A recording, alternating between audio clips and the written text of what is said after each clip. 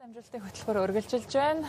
Хөтөлбөрийн хамтрагч, доктортой хөгжилд манлайлагч Усны элч Голомт банк, хөтөлбөрийн хамтрагч Монболмед групп. Бид бүхэн яг одоо студидтэй улсын хурлын гишүүн Лувсан Жамцыг урьж авчираад байна. Өдрийн мэнд хүргэе. Сайн байна уу? Цаг гарган хүрэлцэн ирсэнд маш их баярлалаа. Тэгэхээр ер нь одоо манайх ийм дээд хэмжээний маш олон хүмүүсийг хамарсан олон улсын хуралч болгон одоо бараг анх удаага гэж хэлж болно тийм. Зохион байгуулагчийн таны сэтгэл ер нь ямар байна вэ? Нэгдүгээрт нэг зүйлийг тодтогч хэлсэн зүйтэй гэж бодож байна. Ийм олон улсын ялангуяа ийм нүүбэс зохион байгуулж COP гэдэг энэ арга хэмжээ бол ямар нэгэн сайд дараа эсвэл их хурлын гишүүн эсвэл гадны тийм том зочид ирэх нь гол агуулга бол биш. Энд ямар зүйл агуулгыг хэлцэж байгаа гэдэгт илүү их ач холбогдол өгөөсэй гэж бодож байна. Ялангуяа малчид маань, газар тариалан эрхлэгч нар маань, тийм ээ, байгаль хамгаалагч нар маань ямар асуудлыг яаж шийдэж чинь, асуудлын шалтгаан нь хаана байна? Энэ агуулгууд дээр нь илүү их ач холбогдол өгөөд Монгол улстай их хэл дээрээ сонсох боломжтой болж байгаа гэдэг их онцлог байгаа. Тэгэхээр хүн болгон гадагшаа яваад гадны юм копи хуралд оролцох боломжгүй шүү дээ. Тэгэхээр Монголда зохион байгуулж байгаа энэ ач холбогдол бол тэндээ байна гэж бодож байгаа. Илүү олон хүнд шийдэл болон боломж нэг тийм ач холбогдолтой гэдгээрээ миний хувьд бол их онцлог болж байна гэж харж байна. Тэгээ хувь хүний хувьд бас та байр суурь илэрхийлээ. Тэгэл улсын хурлын гишүүний хувьд ер нь ийм хэмжээний хурлыг эх орондоо зохион байгуулснаар ямар ач холбогдолтой гэж та харж байгаа вэ? Нэгдүгээрт хамгийн том ач холбогдол нь бол Монгол улсад бэлчээрээ хамгаалагчид юм уу те эсвэл байгаль дээлтэй доктортой мал аж ахуй газар тариалан эрхлэе гэсэн төсөл болон арга хэмжээ түүнийг хэрэгжүүлдэг төрийн бус байгууллага хувийн эвслүүд маш олон байгаа. Энэ мэдээллийг бид нэр гадны улсуудад түгэх боломж нь нэгж байгаа. Энэ бол маш том онцлог. Тэгэхээр аль болох одоо ногоон бүс гэж байгаа энэ олон нийтэд нээлттэй бүсэд маань тийм шийдэлтэй хүмүүс маань санхүүгийн дэмжлэг хайж байгаа. Эсвэл оновчтой шийдлийг эрэлхийлж байгаа тийм хүмүүс байх юм бол энд хурж ирээд өөрийнхөө шийдлийг болон толгодод байгаа бэрхшээлээ танилцуулаасаа гэж бодож байна. Тэгээ их хурлын гишүүний хувьд бол мэдээж хууль тогтоох байгууллагад ажиллаж байгаа учраас олон улс цөлжилт болон бэлчээрийн дороотлох гэсэн асуудлуудыг хууль эрх зүйн орчинд яаж шийдэж байгаа. Энэ дээр нь гүйцэтгэх засаглал болон орон нутгийн засаг захиранууд ямар үйл ажиллагаа эрхэлж байгаа гэдэг тэр шийдлүүдийг нас хараад Монгол улсад авч болох санаа юу гэдэг бас нэг одоо оролцож байгаа гол шалтгаанууд нэг болоо гэж бодож байна. Тэгээ миний хувьд ногоон санхүүжилт болон хотын тогтвортой хөгжил сэдвээр илүү анхаардаг мэргэжлийн үнийн өвдөрөн дээр ач холбогдол өгдөг болохоор уржигдөр өчигдөр болон өнөөдөр гээд 3 өдөр дараалал сууж байна. Өнгөрсөн 2 өдрийн хугацаанд бол усны салбарт санхүүжилтийг яаж татжуулж байна те ногоон санхүүжилтийг авчулж байна. Доктортой санхүүжилт нь өөрөө яаж агаарын бохирдлыг бууруулж байна. Жишээлбэл нийтийн тээврийг сайжруулж чадж байгаа юм те. Тийм зүйлүүд төр шийдлийг танилцуулсан бол авууштай байлаа.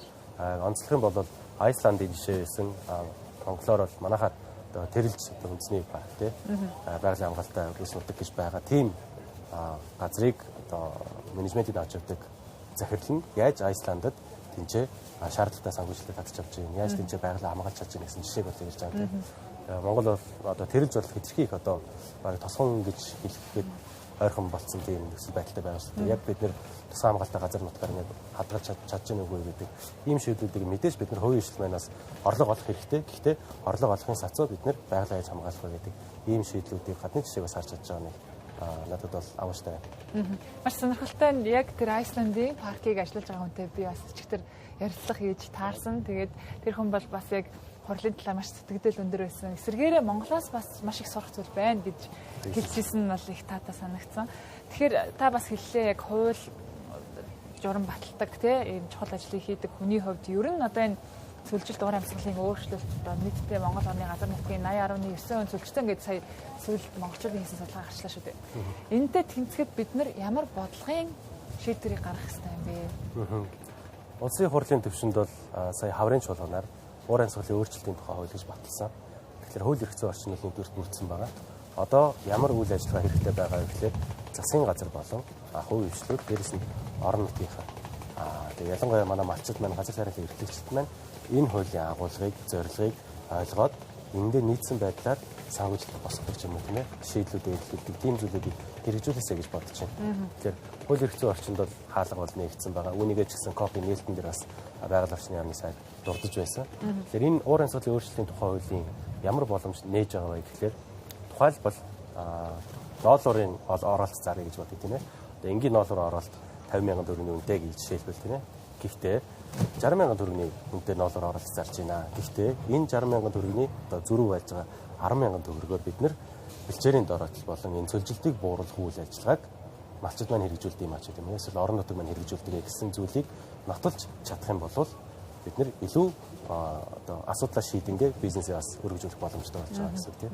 Тэгэхээр ийм байдлаар карбон кредит гэж хэлдэг одоо нүүрс ичлийн хийг орлуулах гэдэг юм уу тийм. Энтэйгээ уялдуулаад энэ цөлжилтийг бас хэмждэг байя. Бэлчээр нь сэргээд ирэх юм бол тухайн газар үйл ажиллагаа явуулж байгаа хүмүүстийн санхүүжилтний илүү очдог байх юм тийм. Ийм боломжуудыг нээж өгч байгаа болохоор ийм зүйлүүд дээр бас олон нийт байна бас энэ хуулийг ашиглаасаа гэж бодож байна. Энэ хуулийн бас ойлголтыг авчихсан байх юм бол гадны ийм хөрөнгө оруулж сонирхож байгаа хүмүүстэй уулзаад бас Монгол улс бол хууль эрх зүйн орчин бүрдсэн шүү. Тэгэхээр энэ хуулийн дээр үндэслээд энэ төслийг хэрэгжүүлмээр байна гэсэн одоо саналыг тавих боломж нь байгаа гэж бодож байна. Тийм таны хувьд яг Токиогийн их сургуулийн хот төлөвлөлтийн мэргэжлэр магистр доктор хамгаалаад ирсэн шүү дээ. Тэгэхээр хотчлт ер нь дэд бүтцийн хөгжил яагаад бид нар энэ цөлжилттэй холбож өнөөдөр ярих ёстой юм бэ? Улаанбаатар хот маань өөрөө бас яг энэ цөлжилтийн бас нэг хохирогч болоод байгаа шүү дээ. Тийм. Сүүлийн жилүүдэд сэлб гол үерэлж байгаа нэг шалтгаан бол энэ хөрсний дороотлол байна. Яагаад хөрсний дороотлол үүссэн бэ гэхээр 20-30 жилийн хугацаанд бид нэр эхлээд өрх бүрт байж байгаа. Одоо иргэн бүрт 700 м квадрат газрыг өнгөө олгоно гэсэн тийм ээ. Тэгээ хаана олгосон бэ гэхээр Улаанбаатар хотын хойд хэсэгт буюу өмнө нь бол бидний баг байхад одоо ой мод ихтэй байсан шүү дээ. Одоо бол ингээд мод нь байхгүй болоод тэгээ хоосон шороо болоод зүлэг нөхцөл байхгүй болчихсон байна. Энэ өөрөө хөрсний одоо дороотлол болж байгаа. Тэгэхээр зүлэгтэй модтой хөрс энгийн шорон хөрстэй харьцуулахад усыг 2 дахин их шингээдэг.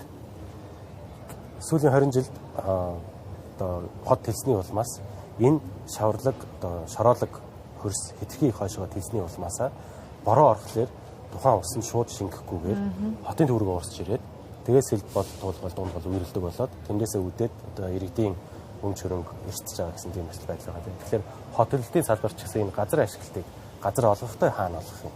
Хаана олгоход илүү байгаль дэвтэй байх юм гэсэн юм шийдүүдийг цогт нь хамтд нь хэлцэж явах хэрэгтэй.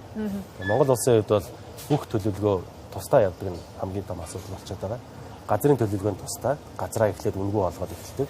За ямар нэгэн улс төрийн зорилготой ч юм уу сонгуулийн одоо шоу ч юм уу тийм зүйлээ тааруулаад тэгээд газраа үнгүү олгочдаг дараа нь өөрийн газрыг олгосны улмаас үер болоод байгаа юм байна. Эсвэл зам барих шаардлагатай болчихлоо нөхөн төлбөрөөр олгоод тэгээд таны газрыг буцааж авъя ч юм уу ийм уялдаагүй ийм төлөвлөлтийн болон хот байгуулалтын бодлогын эрх зүйн орчин байгаа улмаас ийм асуудал үүсэж байгаа.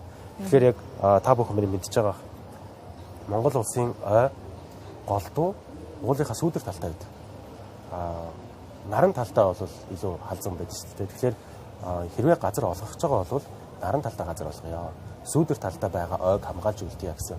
Тийм байдлаар хот төлөвлөлт, газар төлөвлөлт нь байгаль дээлтэй байдлаар хэрвээ хэрэгжээд цаашдаа явах юм бол ийм үер усны эрсдлийг хот суурин газар үүсгэхээс бусад дархан эрдэнэт аймгийн төвүүд гэсэн бас сэргийлэх боломжтой гэж бодож байна. Тэгээ яг өнөө таны бас түрүүний ярианы ихэнд дурдсанаар мэдээж хэрэг модтой өвстэй байгаа хөрс илүү их усыг шингээж тэр нөлөөгөөрөө ч гэсэндээ цөлжилт багсан шүү дээ. Гэтэл яг манай Монгол улсын хувьд ой модных нь эзлэх хувь хэмжээ нь хэр илээ? Ялангуяа Улаанбаатар хотод эзлэх нэг хүнд ногоон байгууламж ямар хэмжээнд байгаа илээ тий? Тийм учраас ойжуулалт ногоон байгууламж газар нөхөн сэргээх ажлуудыг ер нь бол маш эрчимтэй хийх хэрэгтэй. Энэ тал дээр таны мод байр суурь ямар байдаг вэ? Бид нар монголчууд бид нар ингээ модыг тариал орхичдаг харин ургуулж чаддгүй болоо гэсэн бас нэг тал ажиглагддаг шүү дээ. Тийм миний хувьд бол ерөнхийлөгчийн санаалж байгаа тэрбум мод хөдөлгөөнийг бол дэмждэг.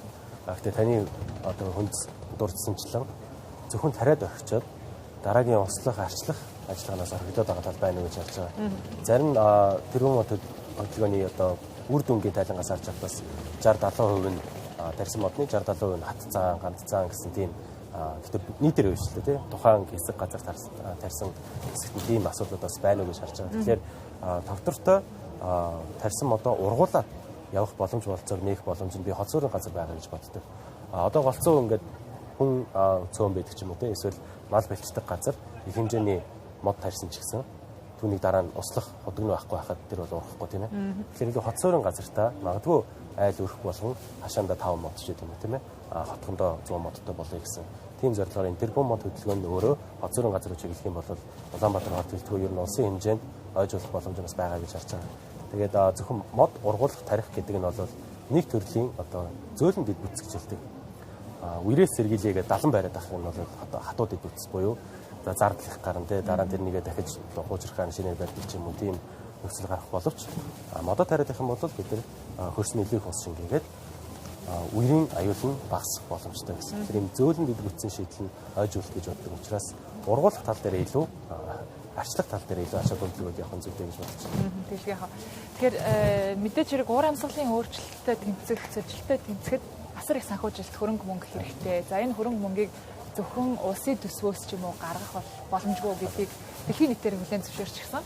Тийм ч учраас бид нар хувийн хвшилтэй хамтрыг, гадны одоо иргэний нийгмийн байгууллагуудтай хамтрыг хөрөнгө оруулалт татъя гэж нэлээд ярьж штэ. Яг энэ асуудал дээр Монгол улсад ер нь ямар боломж байгаа гэж та харж байна? Яг энэ хөрөнгө оруулалтыг татъя гэхээр хууль эрх зүйн орчин бас ямар байгаа гэж та дүгнэж байгаа вэ? COP17-гийн гол зорилго бол энэ хөрөнгө оруулалтыг зөвхөн улсын төсвөөр дийлэхгүй учраас гадны байгууллагуудаас боломж болцоо юу вэ? Хувийн хвшил, арилжааны банкуд болон банк санхүүгийн байгууллагуудын боломжийг эвлэх тэр хүмүүсийг бүгдийг цуглуулж байгаа бас нэг зорилго байна тийм үү. Тэгэхээр хууль эрх зүйн хувьд бол сая дурдсан уур амьсгалын өөрчлөлтийн хууль батлагдсан байгаа учраас энэ хуулийг ашиглаад хамгийн дөрөнд хийх ёстой нэг зүйл байгаа. Энэ бол хэмжих, тайлгнах, баталгаажуулах гэдэг зүйл байгаа. Сая хэлсэн ноолуур оролтоор жишээ авсан тийм ээ. Яг бэлчээр сайжирч нь үгүй юу гэдгийг бид нар хэмжиж чадаад түүнийгээ нотолж чадах юм бол тэр зүйл дээр нь санхүүжилт өгөх боломжтой тийм төслийг сонирхож байгаа олон улсын байгууллагуудаас байна. Тэгэхээр энэ боломжийг нээхэд бид хэмжих, тайлгнах, баталгаажуулах гэдэг энэ аргачлал гэж хэлдэг. Энэ аргачлалаа батлуулах хэрэгтэй. Хамгийн одоо боломжит хувилбаруудаа ярих юм бол яг сая тайлсан тарьсан мод нь ургаж ийн үгүй юу гэдгийг нь магадгүй дрон эсгэж юм эсвэл сансрын хиймэл дагуулын зургаар одоо тоолоод юм тийм жил болгон эсвэл улирлаа нэг удаа тоолоод яг тэдэн дахиж бүрэн ургаад ногоорсон байна юм тийм. Тэгэхээр яг бодитоор энд мод ургасан байна. Тэрнүүгээрээ энэ бэлчээрийн дороод одоо буурсан цөлжөлт саарсан байна гэдгийг нь шинжлэх ухааны үндэслэлтэйгээр дата өгөгдлөөр үндэслэлтэйгээр нотолж харуулах нь гол зорилго байна. Тэгэхээр энэ дэр ялч технологи хэрэг болно тийм үү. Тэгэхээр ухаалаг технологи буюу шин саясан дрон ч юм уу тийм дагуулсан. Ийм зүйлүүдийг ашиглаад үүнийг нотолж чаддаг. Бидний хийж байгаа үйл ажиллагаа маань байгальд ээлтэй байна. Энийг шийдэж чадчихна гэсэн зүйлээ нотлох нь гол зорилго байна. Тэгэхээр энэ MR хэмжих, тайлгнах, баталгаажуулах аргачлалыг ямар нэгэн төсөл арга хэмжээ хэрэгжүүлж байгаа байгууллагууд маань аль болох боломжоор боловсруулад тэгээд gold стандарт гэдэг олон улсын байгууллагын аргачлалыг баталдаг. Тэгээд тэр байгууллагад нь хандаад өөрийнхөө төслийг баталгаажуулж авах нь дараагийн хийх ёстой чухал алхмын нэг болон гэж бодож байна. Тэгэхээр яг ингээд COP17-оос ямар нэгэн одоо үр дүн санал бичгүүд ингээд гарч байгаа шүү дээ. Тэгэхээр эдгээр үр дүнгүүдэд улсын хурал ямар үүрэг хүлээх вэ? Улсын хурал ер нь хэрхэн одоо уялдаж ажиллах юм болоо? Тийм. Нэгдүгээрт Монгол улсын тусгай хамгаалалттай газар одоо газрын эзлэх хувийг 2030 он гэхэд 30% хүргэе гэсэн зорилго байгаа. Тэгээ үүнийг бид нар хууль эрх зүйн хийх ёстой. Тусгай хамгаалалттай газар нутгийн тухай хуулийг энэ намрын чуулганд салбар яамнаас өргөн барихаар ажиллаж байгаа. Тэгээд энэ дээрээс өргөн барьсан тохиолдолд их хурлын гишүүд маань ямар байршил дээр тусгай хамгаалалттай газрыг одоо тодорхойлох юм бэ? Түүнийг яг бодитоор хамгаалж чадах юм уу гэдэг дээр нь их хурлын гишүүд хууль тогтоох байгууллагууд ажиллаж байгаа хүмүүс бол анхаарах ёстой гэж бодож байна. Хоёрдугаарт нь эндээс гарч байгаа амлалтууд бас гарна.